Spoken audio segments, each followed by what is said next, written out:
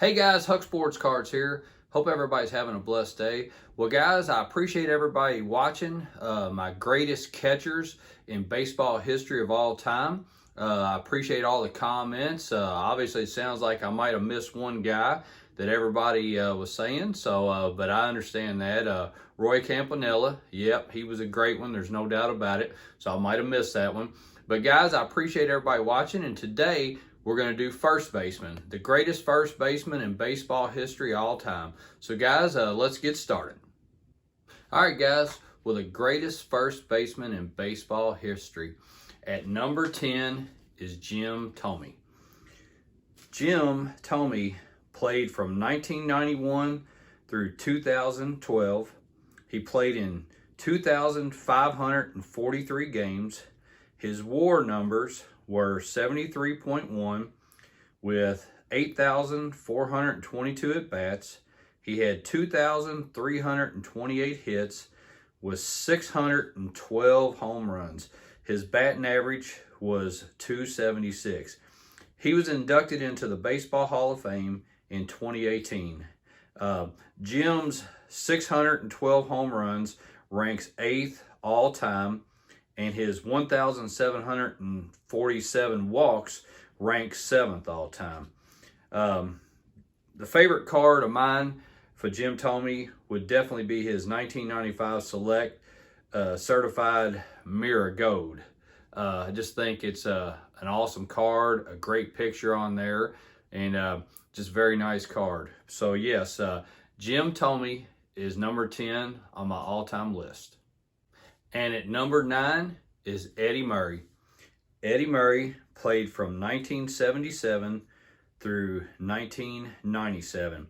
He played in 3,026 games. His WAR numbers were 68.7.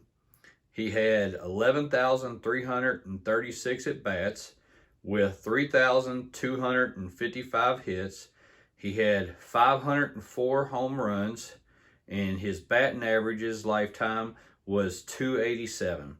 He was inducted into the Baseball Hall of Fame in 2003. Eddie Murray had 996 RBIs in the 80s. That's more than any other player. He also finished in the top 10 in MVP voting 7 times. 7 times. That's pretty awesome. And my favorite card of Eddie Murray's would have to be his rookie card, his 1978 Topps baseball card. I just think that's just a cool, iconic card of his, and I just love that card. So yes, at number 9 is Eddie Murray. At number 8 is Johnny Mize. Johnny Mize played from 1936 through 1953. He played in 1,884 games. His WAR numbers were 70.7. He had 6,443 at-bats with 2,011 hits. He had 359 home runs. His batting average was .312. He was inducted into the Baseball Hall of Fame in 1981. And then, like many of the players of that time, Johnny lost 3 seasons to military service, and those 3 seasons were really in his prime. So, and my favorite card of Johnny Mize's is his 1953 card, his Topps card. I love that set anyway, but yeah, that 1953 card of his is just a pretty awesome looking card. So yeah, at number 8 was Johnny Mize. At number 7, Dan Bruthers.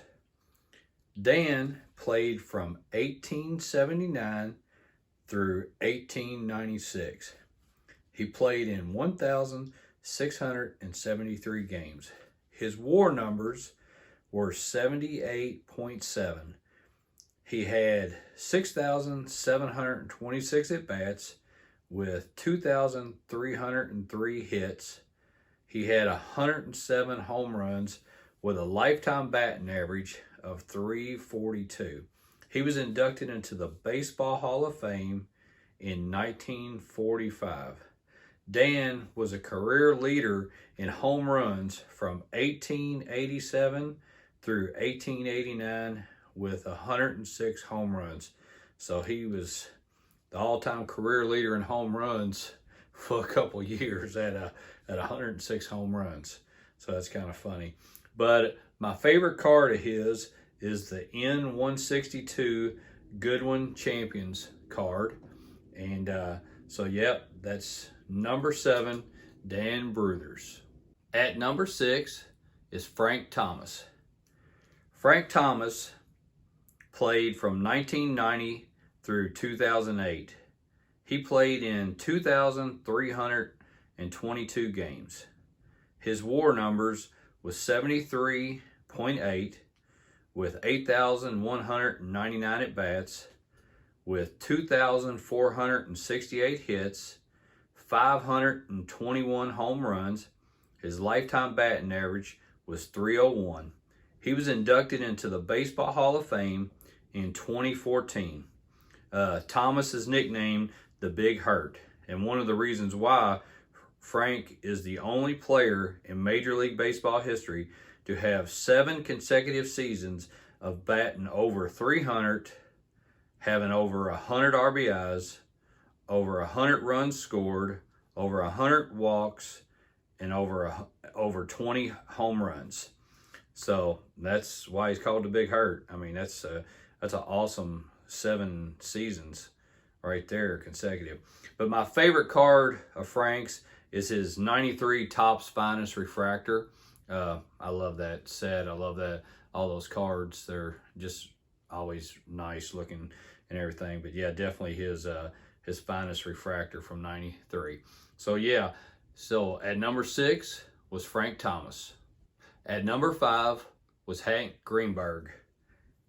Hank Greenberg played from 1930 through 1947. He played in 1,394 games. His WAR numbers was 55.5. He had 5,193 at-bats. He had 1,628 hits with 331 home runs, and he had a lifetime batting average of .313. He was inducted into the Baseball Hall of Fame in 1956. He was the original Hammerin' Hank. And Hank also lost 3 years to military service, just like a lot of players in those years. I mean, you just think about what these guys' numbers would have been if they didn't serve, the country. But I'm thankful that they did serve the country. And my favorite card of Hank's is his 1941 play ball. It's just a normal looking, cool looking card. I mean, those 41 play ball, I like those sets also. They're just cool looking cards. But yeah, so at number 5 is Hank Greenberg. At number 4 is Cap Anson. Cap played in 1871 through 1897. He played in 2,524 games. His WAR numbers were 94.3. He had 10,281 at-bats with 3,435 hits with 97 home runs. His lifetime batting average is .334. He was inducted into the Baseball Hall of Fame in 1939. So Cap was considered one of the greatest hitters and the greatest player in the 19th century. So he goes back a long way, doesn't he? So, but yeah, my favorite card of his is his 1888 N28 Allen and Ginter card. So that's Cap Anson. So he is number 4 on my list. At number 3 is Jimmy Fox. Jimmy Fox played from 1925 through 1945. He played in 2,317 games. His WAR numbers were 93.1. He had 8,134 at-bats with 2,646 hits. He had 534 home runs, and his lifetime batting average is .325. He was inducted into the Baseball Hall of Fame in 1951. Jimmy was nicknamed the Beast, and he won 3 MVPs in 1932, 1933, and 1938. And the baseball card that I like most of his is from the Diamond Stars set, and from the 1934 through the 36 set. Those cards are just awesome. And if you don't know about those cards, they were just released in those 3 years, and just kind of like in series, but then they would release like the first series kind of the second year and stuff. But those cards are just pretty awesome cards and everything. And a lot of them are reasonably priced too, so you can definitely get some of those Diamond Star cards for a decent price. But that's number 3, Jimmy Foxx. At number 2 is Albert Pujols. As much as I wanted to put him number 1, I couldn't. But Albert Pujols is number 2 on my list, and he played from 2001 through 2022. He played in 3,080 games. His WAR number was 101.6. He had 11,421 at-bats with 3,384 hits. He had 703 home runs with a lifetime batting average of .296. He was inducted into the Hall of Fame in 2028. I said that just in case some people are watching it after 2028. But he will be inducted into the Baseball Hall of Fame in 2028. And obviously, his nickname is the Machine. And the reason why is because he's a 3-time MVP winner in 2005, 2008, 2009. You know, most people see him as one of the greatest hitters of all time. But actually, Albert won 2 Gold Gloves. So he wasn't terrible in his early years at first base. So my favorite card of his is his 2002 Topps card. I just love how the border looks on that. And that's one of my favorite cards of his. And so, yep, that's number 2 is Albert Pujols. And at number 1, Lou Gehrig. I mean, who couldn't have him at their number 1? I don't even know if there's an argument, to be honest with you. But Lou Gehrig played from 1923 through 1939. He played in 2,164 games. His WAR number was 113.6. He had 8,001 at-bats with 2,721 hits, 493 home runs. His lifetime batting average, this is crazy, his lifetime batting average at .340. He was inducted into the Baseball Hall of Fame in 1939. Gehrig was known as the Iron Horse because of his durability, playing in 2,130 consecutive games. He also won 2 MVPs, 1927 and 1936.